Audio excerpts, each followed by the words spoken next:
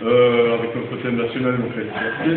Et donc ce soir, on organise donc une table ronde, entre guillemets, et un débat sur le thème de la liberté et de l'indépendance de la presse, donc un thème qui est d'actualité assez brûlante, malheureusement. Je ne vais pas faire plus long. Donc on a présent ce soir, donc on a Jean-Claude Meyer. Jean-Claude Meyer pour la feuille de chou, Christian Barre qui représente le club de la presse de Strasbourg, qui vient pour les amis du journal d'Humanité Alsace, et Michel Flamand qui est là pour les amis du monde diplomatique de Strasbourg. Donc voilà, donc pour la première partie de ce soir, chacun va faire une petite intervention d'une dizaine de minutes sur le sujet, peu importe, hein, je sais pas. Et après on va évidemment laisser la part belle de débat, parce que c'est quand même l'objectif de ce soir. Donc là, pour ne pas faire de jaloux, on va faire dans l'ordre de ce qui était sur le tract. Donc si Jean-Claude, tu... Merci, bonsoir. Bien, alors donc je vais présenter un peu, pour ceux qui ne la connaissent pas, donc la feuille de chou. Bon, la feuille de chou, c'est un quotidien, c'est même un multi-quotidien qui a plusieurs éditions par jour, c'est selon l'actualité, et qui n'existe que sur Internet, donc pas d'édition, pas encore, d'édition papier. Bon, ça fait plus de 10 ans déjà que ça existe. Bon, ça avait commencé une personne, bon, et puis ça s'est un petit peu développé. Maintenant, on est une petite équipe, tous bénévoles, il n'y a pas de salariés là-dedans. Et puis on a quelques correspondants aussi qui nous envoient des choses. Dans la feuille de chou, il y a à la fois des articles, des papiers, il y a de la photo, il y a de la vidéo, il y a du son, il y a de l'audio. On joue parfois un rôle de lanceur d'alerte, je vais donner un exemple tout à l'heure. On traite de l'ensemble de l'actualité, donc avec bien sûr une préférence pour certaines parties, bon, les conflits sociaux, la politique locale, régionale, des sujets parfois pas traités par la presse quotidienne régionale. On s'intéresse beaucoup aux luttes politiques, aux luttes ouvrières, syndicales, aux discriminations locales, des minorités, comme par exemple celles concernant les Roms et les campements de Roms, au racisme d'État, délocalisé, etc. Bon, nos articles, alors je précise que pour une part, ce sont des articles qu'on rédige nous-mêmes, des photos, des vidéos, etc., qu'on fait nous-mêmes, bon, on va dire un tiers en gros, et pour le reste, ce sont des articles qui sont repris sur d'autres blogs, sur d'autres sites d'information, bon, qui sont proches politiquement, quant à l'orientation d'une autre. On est parfois repris par des médias professionnels, par exemple Mediapart, et parfois même cité comme source d'informations locales et spécifiques. On diffuse aussi des infos qui sont reprises de sites proches, donc concernant bon, les autres villes de France, l'Europe, l'international, donc à partir de sites militants et de presse indépendante. La feuille de chou est membre du club de la presse, et dont le trésorier vous parlera tout à l'heure, le club de la presse Strasbourg. On est également membre de Acrimed, Action Critique Média, et il y a une part de critique des médias parfois dans la feuille de chou, et également de Reporters sans frontières, en particulier parce que non seulement ils défendent la liberté de la presse, mais ils protègent les blogueurs, c'est-à-dire des gens qui font un travail de journaliste sans avoir de carte professionnelle. Même si on n'est pas des journalistes professionnels, on n'a pas la carte, on s'efforce de respecter la déontologie, c'est-à-dire on vérifie, on recoupe des informations et on protège le secret des sources. Concernant les rapports avec les médias dominants, entre les médias dominants et la feuille de chou. Bon, on fait du journalisme militant, on ne cache pas notre couleur, Et on fait pas mal d'investigations locales. On a remarqué que quand on soulève une information qui n'est pas dans les autres médias, on est assez rarement repris, et quand on est repris, on n'est malheureusement pas sourcé. J'en donne un exemple. Il y a un an environ, ou un peu plus, on avait découvert une famille rome qui habitait dans une voiture avec 4 enfants en plein hiver, il faisait moins 10 degrés. On avait fait un article, un reportage, etc. Et quelques jours après, on a été repris par les dernières nouvelles d'Alsace, même en une, c'est arrivé une seule fois, on n'est qu'en une, bon, pas mal, mais enfin, disons, l'information, bon, les DNA ne disaient pas d'où elle venait. Bon, alors que c'est nous qui avions prévenu les DNA, l'Alsace et 89 ou d'autres médias locaux. Bien. Un autre exemple du même type, comme on suit pas mal depuis des années les campements dits sauvages des Roms à Strasbourg, on était au courant, par exemple, du matin où l'évacuation du campement Saint-Gall à Pénexerpen devait se faire, et on a eu la surprise de remarquer, alors que d'ailleurs le fonctionnaire responsable nous avait interdit de filmer, d'être présent, etc. Bon, ça on n'a pas obtempéré, évidemment, la liberté de la presse. On a remarqué qu'on était absolument les seuls présents, donc on a filmé, on a suivi absolument tout ça, et on peut dire que voilà, cette information, à l'exception d'un journaliste de Top Music qui est venu quelques heures après, bon, pour savoir de quoi il s'agissait, bon, on n'a pas été trop suivi. De même que après l'évacuation du camp de Saint-Gall, une centaine de Roms, de familles, avec enfants et tout, ont été conduits sur ce que la municipalité appelle Espace Hoche, et qui pour nous est un camp de concentration à 12 km de Strasbourg. Et là, on peut dire que c'est... Alors, on a fait plusieurs reportages, mais même un gros dossier sur cette question, sur la feuille du chou, qui est en permanence présent en haut de l'écran à droite. Et sur cette question, on trouve assez étonnant, même scandaleux, on peut dire, que la presse professionnelle, au fond, n'ait pas consacré d'autres informations à cette structure que le fait d'annoncer son ouverture. Hein. Jamais aucun journaliste n'est venu, et je précise, n'est venu indépendamment de ceux qui encadrent ce camp, faire un reportage indépendant là-dessus, donc ça c'est quelque chose qui est assez étonnant. Dernier exemple du même genre, c'est tout récent, c'est l'affaire Voynich à l'université. On avait annoncé ça le 6 février, et on a été repris peu à peu par les syndicats, par les partis, les associations qui finalement ont réglé les manifestations. Bon, là aussi, on est la source de l'information, et bien, voilà, on se demande pourquoi d'autres peut-être ne font pas le travail. Alors, on est également membre d'Archimède. Bon, Archimède, bon, ça sera un peu long d'expliquer la chose, peut-être que tout à l'heure, oui, voilà, Michel Flamand en parlera, voilà, donc je lui laisse. Alors, ce qu'on constate, c'est que, alors, bon, je vais dire un mot concernant l'indépendance des médias.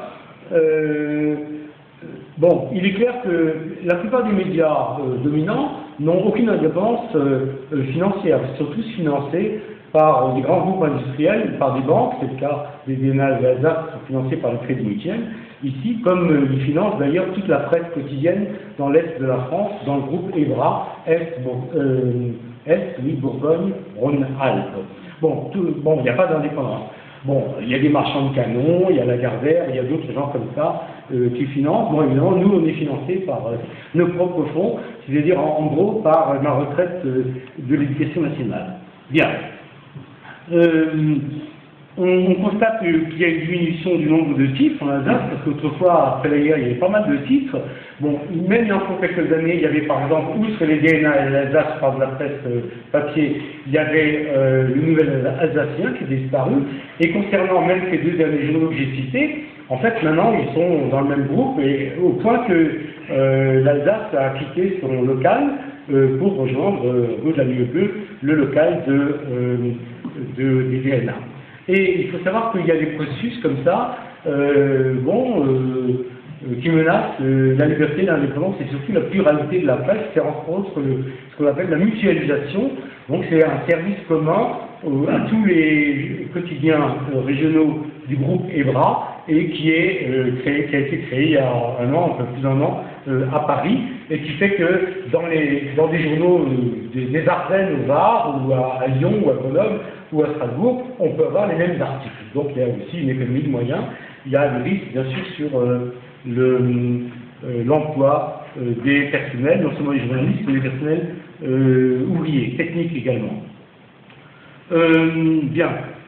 Alors, concernant les atteintes aux libertés de la presse, ça ne va pas être trop long, donc je donnerai d'autres réponses après dans le débat et la discussion.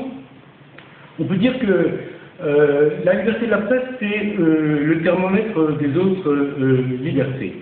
Et que donc, quand la presse est attaquée, c'est très mauvais signe pour toutes ces autres libertés.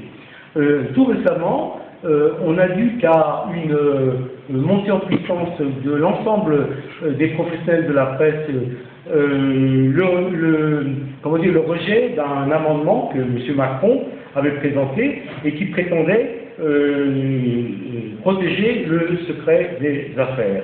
Mais il est clair que si cet amendement, il a fini par le retirer, mais il y a des dizaines et des dizaines d'associations professionnelles, syndicales et autres, qui sont montées au créneau pour faire reculer Macron là-dessus. Et heureusement pour nous et pour la liberté en général, parce que si cet amendement avait existé avant, on n'aurait pas entendu parler, par exemple, de l'affaire du Mediator, des vedettes de Karachi ou de l'affaire Tapi, dont on reparle actuellement. Et Macron prétextait la protection du secret industriel, mais il est clair qu'à travers ça, il s'en prenait aussi à la liberté de la presse. Et on aurait risqué 3 ans de prison et 375 000 € d'amende au cas où cet amendement était passé. Une citation d'Orwell: le journalisme consiste à publier ce que d'autres ne voudraient pas voir publié. Tout le reste est relations publiques. Alors, la liberté de la presse, elle recule, comme beaucoup d'autres, comme les libertés de manifester. Par exemple, l'été dernier, des manifestations ont été interdites concernant la Palestine à Paris. Les ZAD également sont dans le collimateur. Et y compris récemment, on a vu la drôle de conception de la liberté d'expression, c'est qu'au moment même où les ministres ou le gouvernement nous disaient nous sommes Charlie, et au nom de la liberté d'expression, nous incitaient à être du côté de cette liberté, eh bien, on entendait la ministre de l'Éducation nationale s'étonner des questions que les élèves posaient dans les écoles, les collèges et les lycées. Alors là, il y a quelque chose qui est absolument incompréhensible. D'un côté, on nous dit je suis Charlie, je suis pour la liberté de la presse, et de l'autre côté, on dit aux élèves attention, si tu poses cette question-là, tu es un terroriste. Et on a vu des cas, des gamins de 8 ans, 10 ans et autres, qui ont été conduits à la gendarmerie et qui sont inculpés pour apologie de terrorisme.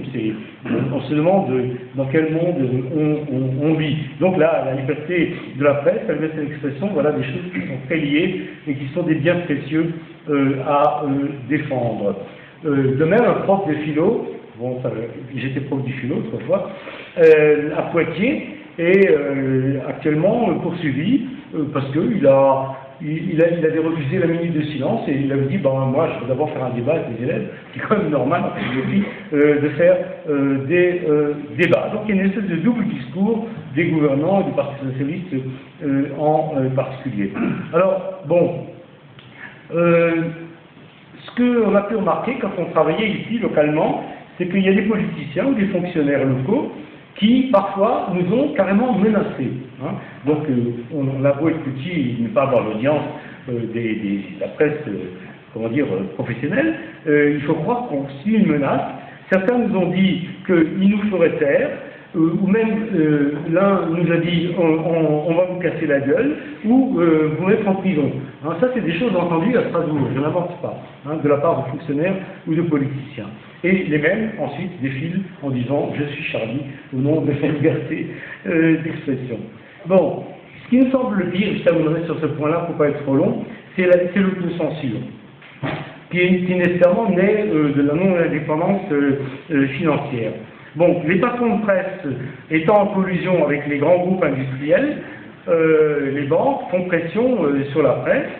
Ils remodèlent le journalisme sur un modèle libéral. Donc, par exemple, il y a des articles à la chaîne, il y a la course à la concurrence, il n'y a pas le temps de l'investigation, contrairement à ce que fait Mediapart, justement, qui est une source effectivement intéressante à étudier comme contre-modèle de la presse patronale. Bien. Donc, ce modèle libéral, évidemment, il est au service de l'idéologie des propriétaires, des financiers, des employeurs et des banquiers.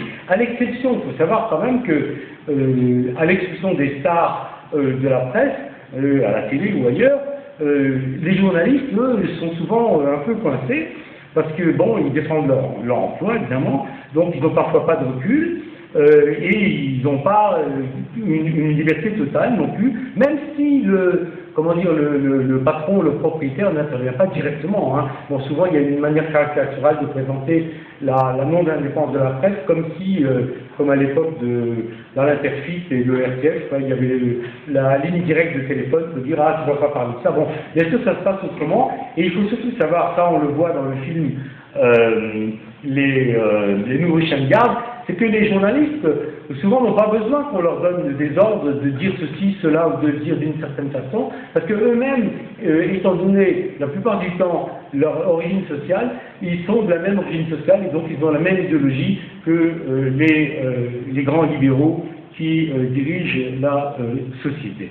Voilà. Alors, parfois, juste pour terminer là-dessus, comme on est sur le terrain avec la presse locale, la presse quotidienne régionale, parfois on s'aperçoit de ce qu'elle ne publie pas ou de ce qu'elle modère. Je donne juste un exemple et j'arrêterai là-dessus. Non, deux quand même.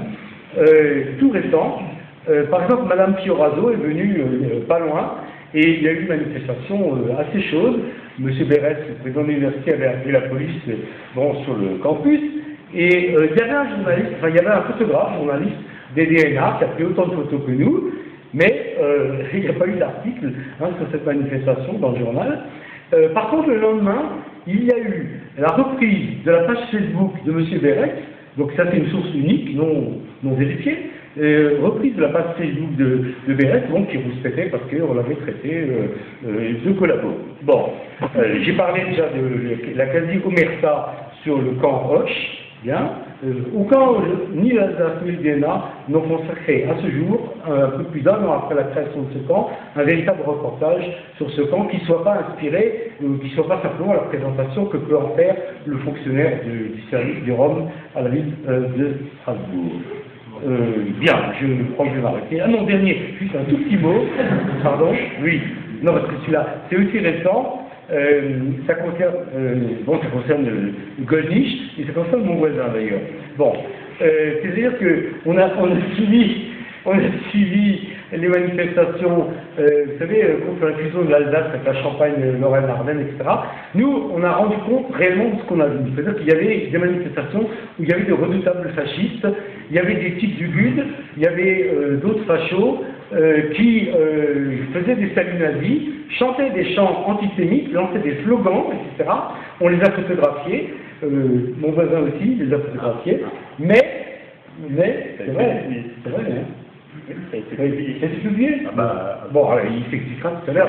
Mais enfin, on n'a pas vu grand-chose. Il y a une espèce de minimisation de la présence de ces fascistes dans les manifestations pour la fusion. Alors on se pose parfois des questions, on se dit oui, c'est parce qu'évidemment, un journal comme les DNA, c'est un journal qui a un lectorat très varié, de l'extrême gauche à l'extrême droite. Donc il faut qu'il maintienne ses parts de marché et il ne faut pas trop faire de peine à telle ou telle partie du lectorat. Une explication, maintenant tu me démentiras peut-être.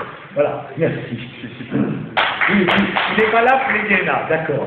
Non, mais je sais bien. Enfin. Non oui, oui. D'abord, merci pour l'invitation. Pour dire deux, trois choses sur cette question de la liberté, non pas pour théoriser là-dessus, mais pour témoigner de ce que je vis depuis 26 ans. Ça fait 26 ans que je suis journaliste, je ne suis pas grand reporter, je suis journaliste localier et je le revendique. Donc j'ai toujours été un journaliste sur un terrain géographique ça a été Sarre-Union, ça a été Colmar, ça a été Mulhouse, ça a été Strasbourg. Et j'ai eu la responsabilité d'équipe de journalistes, puisque j'ai dirigé la rédaction de Strasbourg, qui compte une vingtaine de journalistes, avant d'être en charge de tout ce qui est numérique. Donc je suis là parce que c'est le club de la presse qui m'a demandé de venir, qui m'a proposé de venir, et j'ai dit oui, mais je suis là aussi en tant que journaliste des DNA, parce qu'on ne peut pas saucissonner une personne, et parce qu'au club de la presse, on ne fait pas de journalisme, on rassemble des journalistes. Donc c'est un témoignage que je vais essayer de vous donner sur cette question de la liberté, que je donne, et qui n'engage que moi, donc qui n'engage ni les DNA, ni l'employeur, ni le patron, ni l'actionnaire des DNA, et pour parler peut-être de manière un peu plus concrète de cette liberté. C'est vrai que on se croise parfois sur le terrain. Christian n'essaie pas de faire le Jean-Claude, et je suis sûr que Jean-Claude n'essayera jamais de faire le Christian. C'est deux approches différentes de l'information et peut-être deux conceptions un peu différentes de la liberté. La mienne, cette liberté que je pense pratiquer ou avoir essayé de pratiquer, je crois que la notion d'essayer de pratiquer cette liberté est importante. Je la revendique et je l'assume, et j'ai eu à l'assumer aussi dans l'exercice de mon métier. Ce n'est pas une liberté théorique, c'est une liberté qu'on exerce au quotidien quand on traite le plus petit et le plus grand sujet. Et c'est une liberté qu'exerce une personne qui a une histoire. Je viens de quelque part et je rentre dans une entreprise comme salarié. Je ne laisse pas l'entrée de la porte de l'entreprise mon histoire, mes convictions, mes origines. Je le dis, c'est pas une histoire connue, mais j'ai été membre de l'UEC, il y a très longtemps, et j'ai financé mes études de journaliste avec un emprunt. Donc je suis fils d'ouvrier, et je ne suis pas rentré par la grande porte dans un journal, et donc tout ça, je ne l'ai pas laissé à la porte.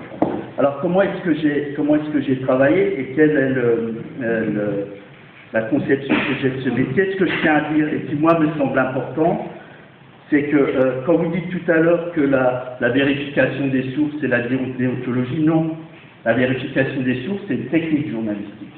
Ça fait partie de la boîte à outils, ça n'a rien à voir avec la déontologie. Ce que je veux faire, c'est expliquer ce que c'est cette liberté, l'exercice de la liberté, à partir de mon expérience. Ce que je sais, c'est que la liberté, c'est d'abord une affaire de personne. C'est la personne qui décide, lorsqu'elle écrit et exerce son métier, de l'exercer librement. La deuxième chose, c'est qu'il y a des gens autour de cette personne qui ont la responsabilité de créer les conditions de cette liberté, pour que cette liberté puisse s'exercer. Et cette responsabilité incombe au chef de service dans un journal, par rapport à ses journalistes, incombe au rédacteur en chef par rapport au chef de service, et incombe au propriétaire de l'entreprise et à l'actionnaire par rapport au rédacteur en chef. Ce n'est pas des choses qui n'ont pas de sens. Vous vous rappelez de l'échange qu'il y a eu il y a quelques jours entre les actionnaires, un actionnaire du Monde et la rédaction du Monde sur l'affaire SwissLeaks et le fait qu'on donnait des noms, et où l'un a dit que c'est peut-être pas l'endroit pour faire de la délation, un journal comme Le Monde, et on lui a répondu que si, il fallait, dans certains cas, mettre en avant des exemples précis. Donc, pour vous dire que cette question de la liberté, qui est un principe qui est écrit en grand et qui fait partie de la trilogie liberté, égalité, fraternité, il faut la faire vivre et l'incarner dans l'exercice du métier de journaliste. La première chose que je veux dire, c'est que la manière dont j'ai pratiqué le journaliste en tant que journaliste de terrain, et en tant que responsable de la rédaction, c'est d'avoir toujours à l'esprit que c'est probablement un des rares métiers, c'est pas une brigade de gendarmerie, un journal, c'est pas une chaîne chez Renault, c'est probablement un des rares métiers où le salarié a le pouvoir de dire non. Il peut refuser d'écrire certaines choses, il peut refuser de traiter certains sujets, alors il peut quelque part le faire ou ne pas le faire. C'est-à-dire c'est aussi la responsabilité et la force de conviction qu'il doit avoir. Mais c'est des choses que j'ai vécues très précisément et auxquelles je crois. Alors on peut balayer ça du revers de la main en disant les DNA sont la propriété du crédit mutuel, etc., et Lucas et ses relations, et les relations entre le responsable de la rédaction locale et le maire de Strasbourg et tout ça. Je crois que cette notion, cette capacité, ce métier où quelqu'un peut dire non à la personne qui lui demande d'écrire quelque chose ou de faire un papier, ça existe, et je l'ai vu et je l'ai expérimenté. La deuxième chose, c'est qu'il y a des garanties pour l'exercice de cette liberté dans une rédaction, et c'est une chose que j'ai beaucoup pratiquée. Chaque fois que j'ai dirigé une rédaction, j'ai créé ce qu'on appelle des réunions de rédaction. Les réunions de rédaction, c'est un exercice très difficile, parce que vous avez en face de vous des personnalités très fortes, les journalistes sont des personnes qui ont des fortes personnalités, et on a toujours un pour contester ce que dit le voisin ou ce que dit le chef de service. Et je crois que cette cuisine, qui est la réunion de rédaction qui existe dans toutes les entreprises, dans toutes les rédactions, est un élément important dans le dispositif qui garantit une certaine liberté d'expression. La troisième chose, c'est que quand on exerce ce métier, il y a l'exercice quotidien et il y a l'horizon vers lequel on veut tendre, et les convictions qu'on a, la déontologie qu'on a, et je crois que c'est ça qui est important. Et que les maladresses, les ratés, les erreurs qu'on fait le lundi, on pourra les rattraper la semaine d'après, si on a des vraies convictions et si on a l'intention d'exercer ce métier librement. Et enfin, je crois qu'on juge souvent le journaliste, et particulièrement le localier, sur un papier, alors qu'un papier s'inscrit dans un tout. Et ça n'est jamais l'alpha et l'oméga. Et lorsqu'un sujet traite de manière, un papier traite de manière insatisfaisante d'un sujet, il arrive fréquemment que 3 jours ou 2 semaines après, on revienne sur le sujet, on complète l'information. Et il arrive aussi que des médias concurrents traitent l'information, alors que le média dominant, comme vous l'appelez, est passé à côté. Et bien c'est pas grave, on ne va pas faire un procès aux médias dominants, mais faisons en sorte que les autres médias puissent s'exprimer et que l'écosystème dans sa globalité soit la garantie de la liberté d'expression. Et c'est ça que je veux dire, c'est qu'il y a la liberté qu'on doit décider d'exercer, les conditions qui doivent être créées dans l'entreprise, entre le rédacteur en chef et ses chefs de service, entre les chefs de service et les journalistes, entre l'actionnaire et le rédacteur en chef, et puis après, il y a la liberté qui doit être garantie par la loi et la culture du pays. C'est exercer le métier de journaliste en Turquie, c'est pas la même chose que d'exercer le métier de journaliste en France. Et ça n'est pas la même chose que d'exercer le métier de journaliste aux confins de la zone de confrontation en Irak entre l'armée régulière irakienne et puis les troupes de Daesh. Donc voilà, ça c'est ce que je veux dire. Donc je vais dire en vrac un certain nombre de choses. Je préférerais débattre plutôt que de faire un exposé. Ce que je sais, c'est que être journaliste, c'est aussi écrire contre soi. Et la liberté d'écrire, ça doit être aussi la responsabilité qu'on doit prendre par rapport à cette liberté et accepter de parfois écrire contre soi. Je m'explique. Quand j'ai dirigé la rédaction de Strasbourg, c'était le tandem qui dirigeait la ville, et j'avais une équipe de journalistes, et lorsqu'on a senti que la ville allait basculer, un journaliste est venu me voir, il me dit, là c'était vraiment simple, quand la gauche sera au pouvoir à Strasbourg, ça va être plus compliqué, parce qu'on a peut-être plutôt ces convictions-là. Je dis, ben, on verra si c'est vraiment un journaliste. Voilà. Donc je crois que c'est ça aussi, c'est ces choses-là. L'autre chose que je voulais dire, c'est que la vraie menace qui pèse sur la liberté, elle ne procède pas de l'autocensure, qui existe. Mais en réunion de rédaction, vous avez toujours un collègue qui va vous mettre le doigt sur l'article où vous n'avez pas été tout à fait réglo parce que vous n'avez pas osé, vous n'avez pas pu, etc., etc. C'est pas l'autocensure.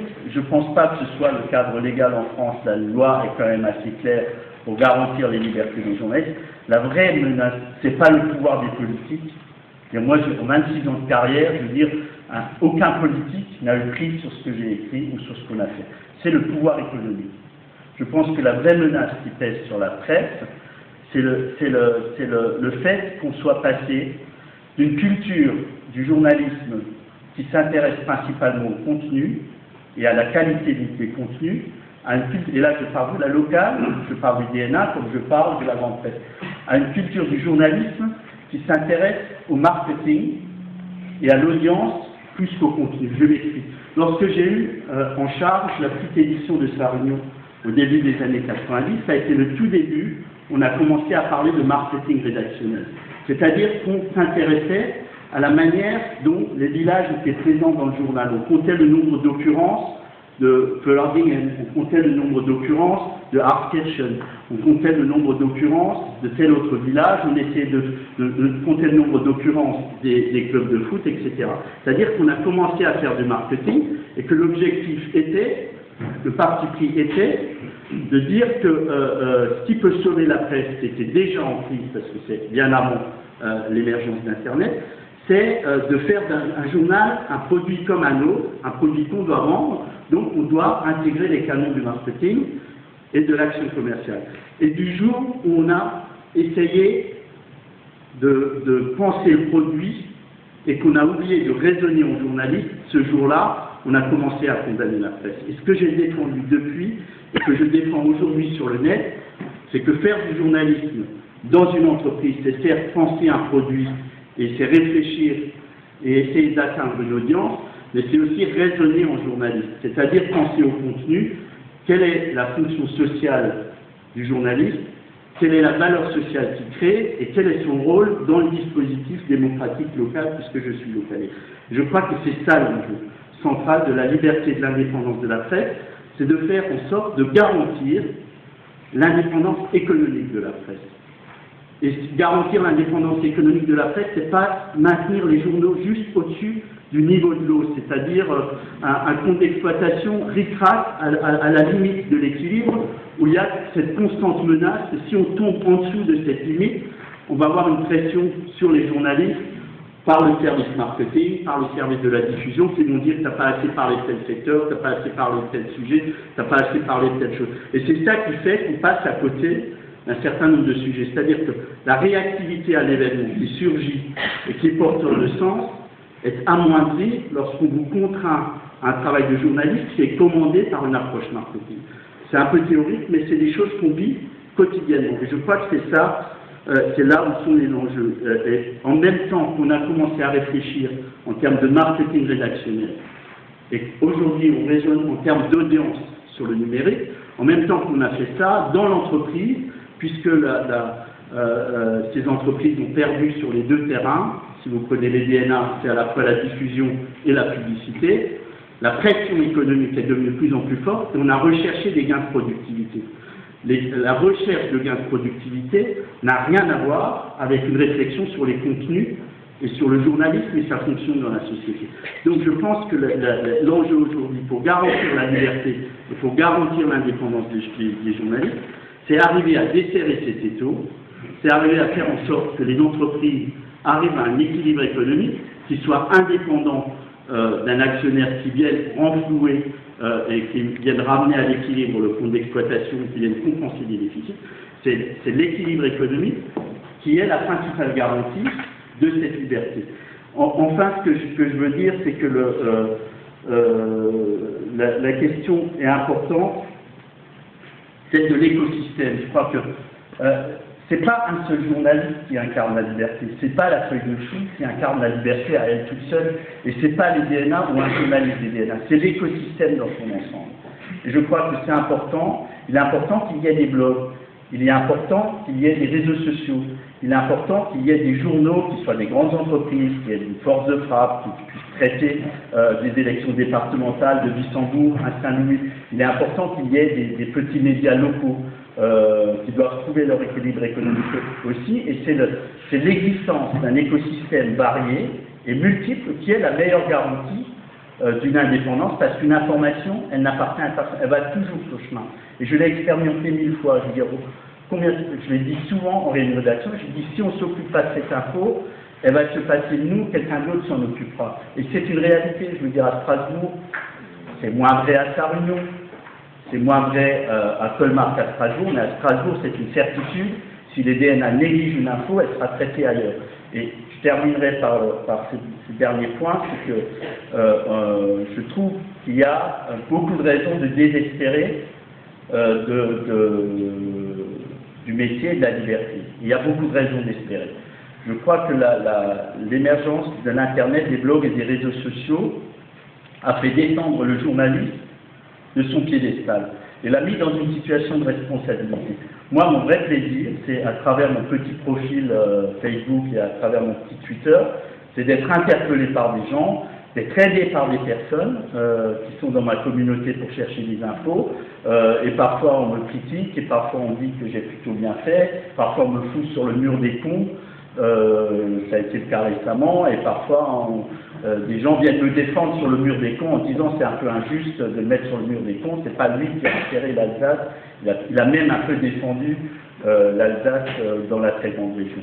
Donc je pense que cette émergence du numérique est intéressante parce qu'elle fait descendre le journaliste de son piédestal, elle le confronte à son audience, et ça c'est plutôt un point positif.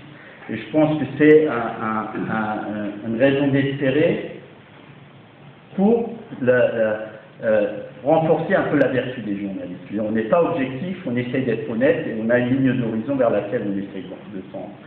Et la dernière chose que je voulais dire, mais elle est en train de m'échapper, c'est que voilà, je vais arrêter là. Et je pense que c'est le lieu de débat.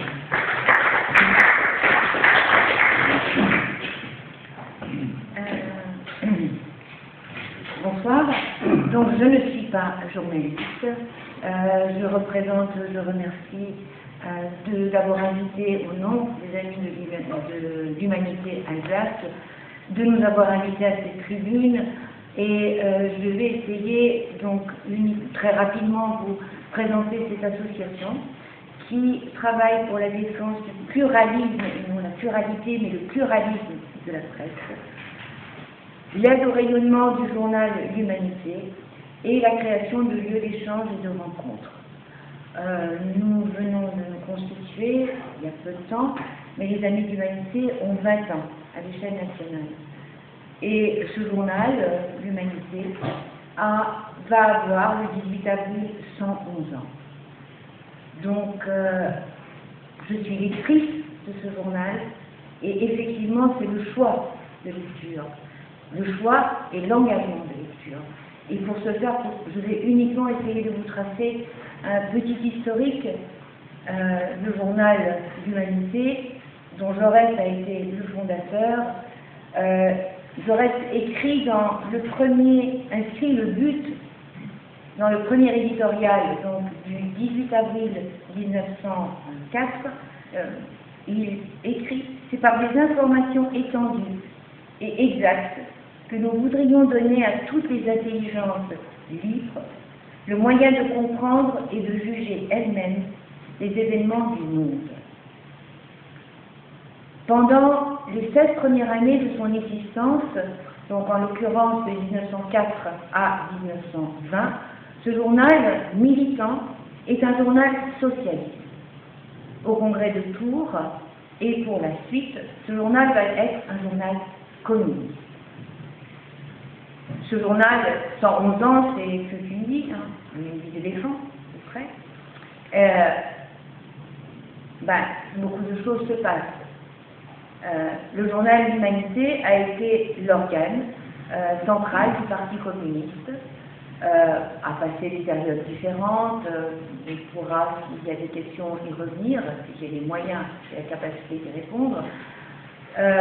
Et c'est le choix, par le choix des communistes, au 27e congrès du Parti communiste en 1994, que les communistes décident de ne plus avoir ce journal comme organe central du Parti communiste. Et il va s'appeler uniquement le journal du Parti communiste, et pas organe central.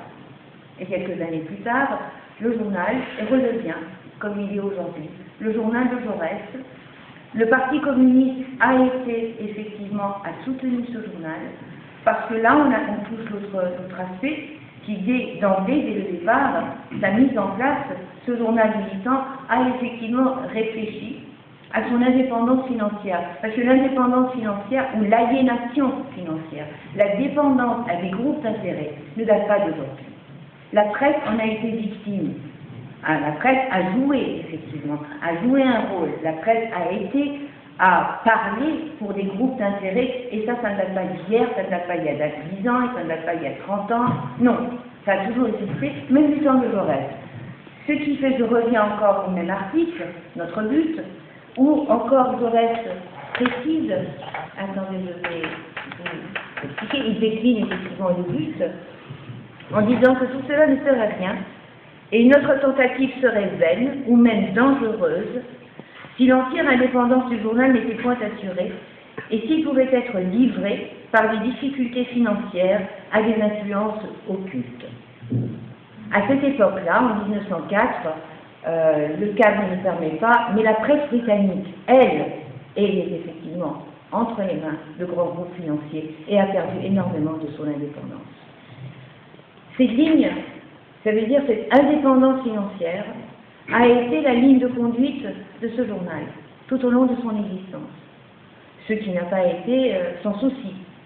Ce qui n'a pas, c'est-à-dire l'appel à dons, l'appel aux contributions de lecteurs, l'initiative de Marcel Cachin en 1930 et la mise en place de la fête de l'humanité, qui est devenue aujourd'hui un temps fort d'une fête populaire, et pour venir dans un premier temps répondre aux besoins, à l'urgence de sauver et de maintenir la survie, de sauver le journal et d'en assurer la survie. Et ce qu'on peut dire, c'est que je pense, on a parlé, ce journal n'est pas une entreprise. Bien sûr, le quotidien de l'Humanité a des journalistes, doit rémunérer ses journalistes, doit effectivement assurer un fonctionnement. Nous vivons dans un système capitaliste. Il faudrait qu'il arrive effectivement à avoir des ressources et assurer ce fonctionnement.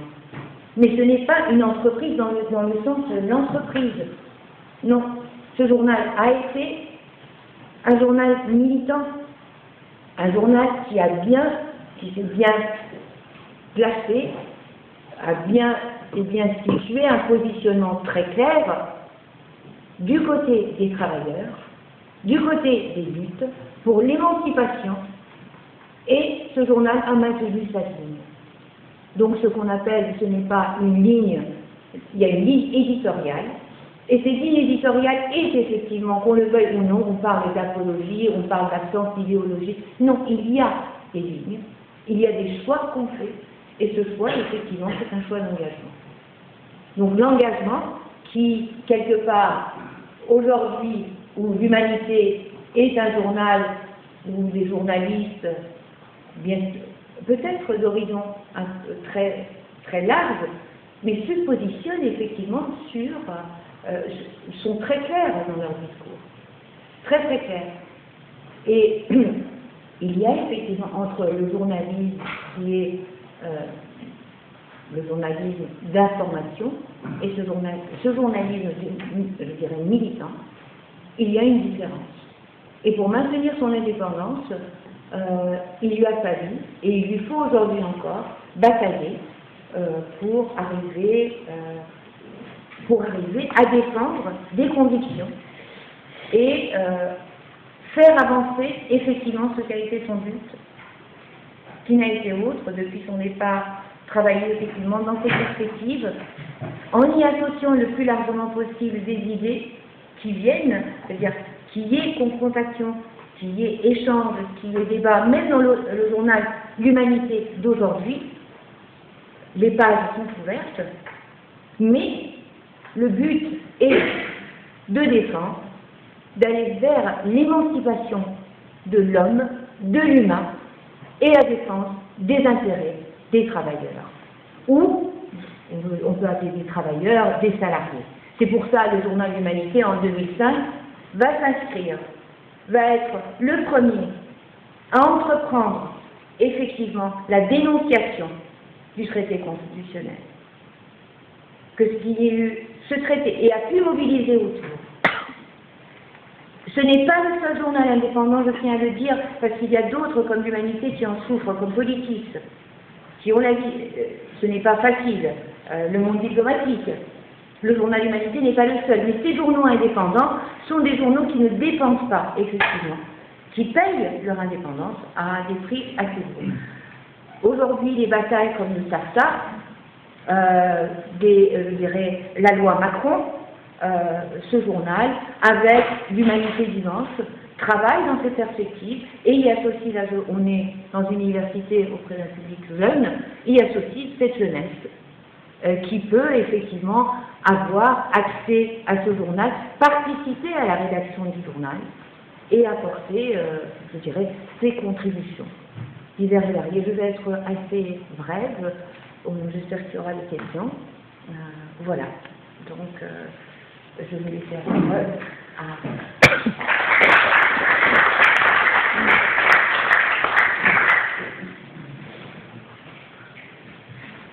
C'est très intéressant tout cela. Je suis enroué. Merci. Je m'appelle Michel Flamand. Je suis correspondant pour le monde diplomatique des Amis du monde diplomatique, qui est une association constituée de 55 correspondants en France et de 190 correspondants dans le monde. Nous sommes un journal mensuel et nous prenons le temps d'écrire nos articles, mais aussi de les préparer, de les vivre, de les accompagner dans les premiers jours des événements que nous décrivons. Ça nous a valu de gros déboires, mais nous sommes maintenant, nous avons passé le cap, et je m'explique. Lorsque l'on fabrique, ça se fabrique, un journal comme Le Monde diplomatique, qui a une vocation d'abord internationale, puisque nous tirons à 2 600 000 exemplaires dans 91 pays, en 41 langues. Et ceci depuis 61 ans.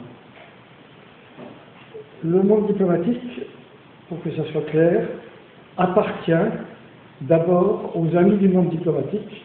25% du capital est composé de cotisations des membres des amis du monde diplomatique, qui, en plus, sont abonnés au monde diplomatique. 26% du capital appartient à la fondation Holtzmann, c'est-à-dire le personnel du monde diplomatique, qui a été abondé il y a 61 ans par une fondation qui, on va dire, un personnage qui n'avait pratiquement pas d'héritier et qui a, avec sa fortune, légué une partie de celle-ci pour créer un journal à vocation internationale, ne dépendant ni d'une entreprise, ni d'un groupe. Malgré tout, il y avait à ce moment-là un journal qui s'appelait Le Monde et qui a pris une part majoritaire. Cette part majoritaire, Le Monde ne l'a plus. Il y a une césure claire, nette, en termes de ligne rédactionnelle, il y a de cela 16 ans. Et je dois dire que le capital du monde diplomatique est largement couvert par l'endettement du monde vis-à-vis du monde diplomatique. Ça signifie donc que nous sommes totalement indépendants. Nous sommes actuellement sur une ligne ascendante, légèrement ascendante, en termes de fabrication de journaux papier, en kiosque ou en abonnement. Et là où nous avons souffert, c'est lorsque, bien sûr, le numérique est arrivé et il a fallu se mettre à jour parce que nous avons été aussi à un moment donné, et ça se situe il y a 4 ans et demi, ça se situe à une période où l'actualité, la création des blogs, le développement plutôt très intensif des blogs a fait que l'habitude des lecteurs du monde diplo sur papier n'était pas d'aller sur ordinateur voir l'information sur un blog du diplo qui n'existait alors que de façon tout à fait superficielle. Il y a eu un effort très important fait sur ses propres fonds par le monde diplomatique, et nous avons maintenant en ligne la totalité de ce que nous avons écrit depuis le premier jour, depuis 61 ans, dans le monde diplomatique en français. Nous avons presque la moitié de ce qui a été écrit en anglais, et nous sommes en train actuellement de passer au chinois et à la langue arabe.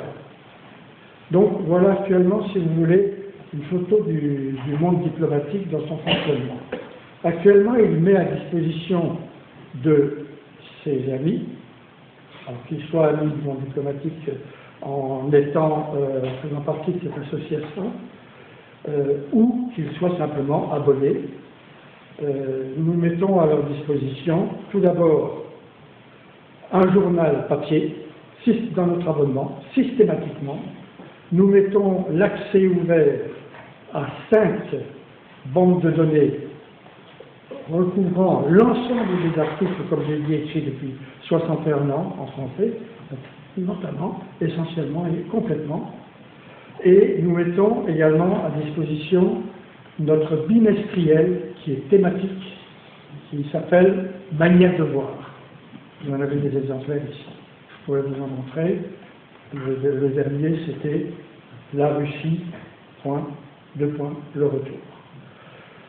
Ce sont des bimestriels, qui font à peu près une soixantaine, 70 pages. Tout ceci nous distingue de l'ensemble de la presse française. Pourquoi? Eh bien, parce que ne devant, je touche du bois, rien à personne, nous avons la disponibilité complète d'une équipe totalement soudée, où bien sûr il y a, comme l'a décrit tout à l'heure M. Bach, une hiérarchie, un chef de rédaction, un directeur de rédaction, où il y a des journalistes d'investigation, Martine Bullard est en Chine, Anne-Cécile Robert parcourt l'Europe, Alain Grèche est au Moyen-Orient, Dominique Vidal aussi. Nous avons notre ancien directeur général, le directeur général actuel étant Serge Alimi, le nom doit vous dire quelque chose. Il y a déjà 20 ans, bien que Serge Alimi soit encore jeune, il y a déjà 20 ans, Serge Alimi faisait les beaux jours du monde diplomatique dans ses éditos en première page. Il est maintenant directeur général de cette entreprise.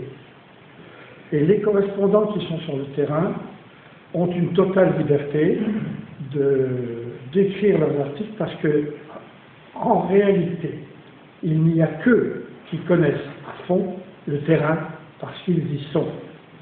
Ils y sont en, disons, habitants presque. Je crois que quelqu'un comme Martine Bullard, elle passe certainement 1 mois sur 2 en Chine ou dans les pays avoisinants.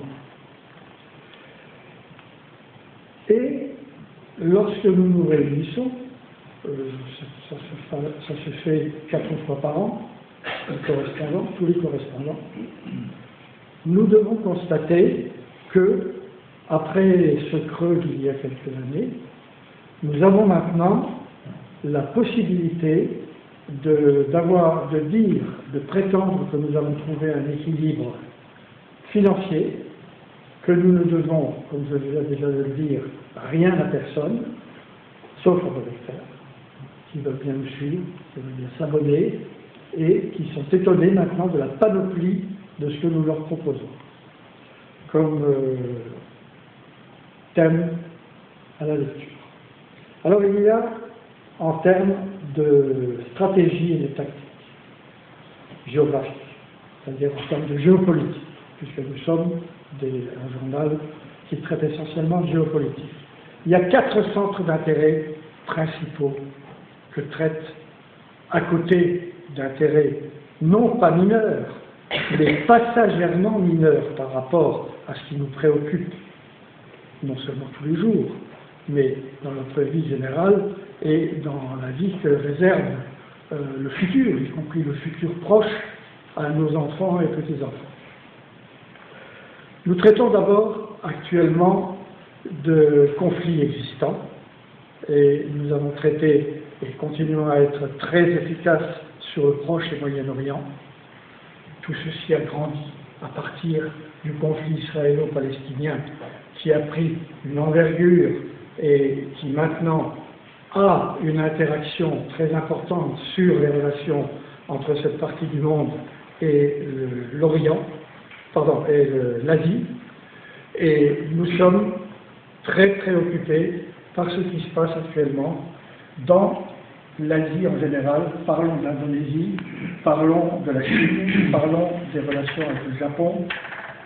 Tout ceci, dans tous les domaines, que ce soit le domaine économique, que ce soit le domaine industriel, que ce soit le domaine politique, que ce soit le domaine stratégique, avec la disposition de forces armées un peu partout dans ces endroits.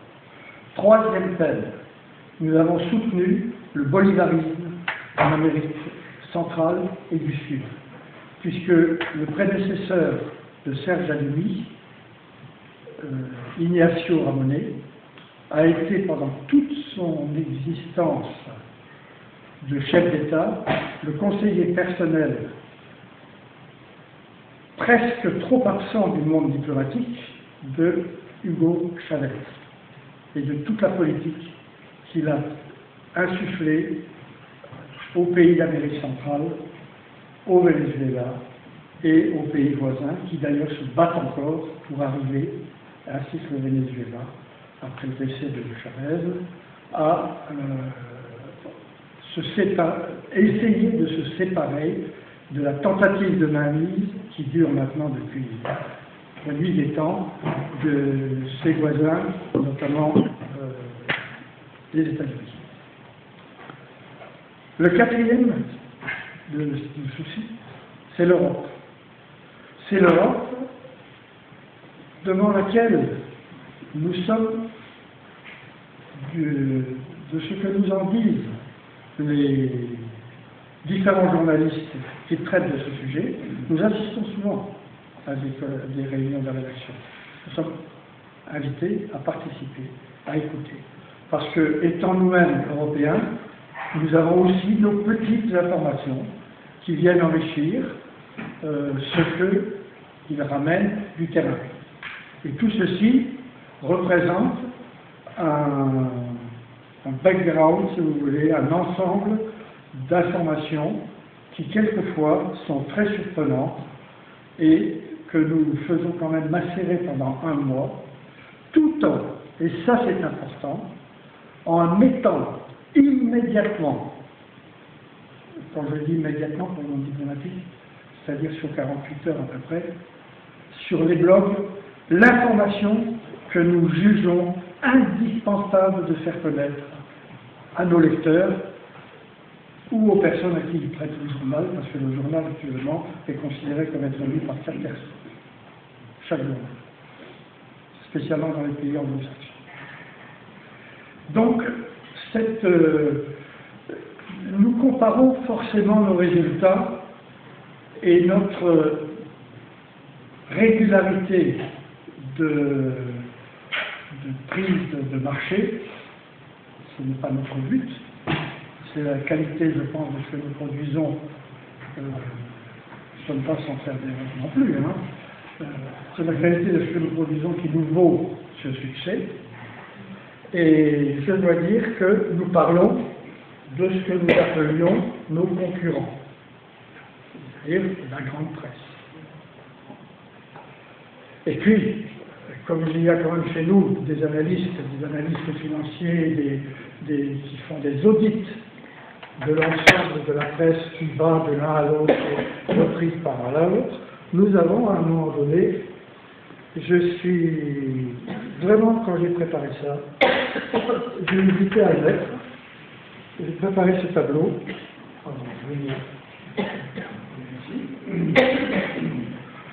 Parce que, au niveau de la presse, vous avez sous les yeux ce qu'on a appelé, c'était en 2013, il y a 2 ans, ça date de 2 ans. Nous avons voulu savoir exactement entre les mains de qui se trouvent ces supports. Ces supports sur lesquels courent des rumeurs, des bruits. Je ne sais pas si c'est expliqué sur certaines choses tout à l'heure, et il est vrai que ça éclaircit pas mal de choses en ce qui concerne justement le rôle et la responsabilité de journalistes qui tiennent à faire passer la vérité de l'information, mais qui sont parfois contraints de se taire, la plupart refusant d'ailleurs de dire le contraire de ce qu'ils ont assimilé. Alors vous avez en marron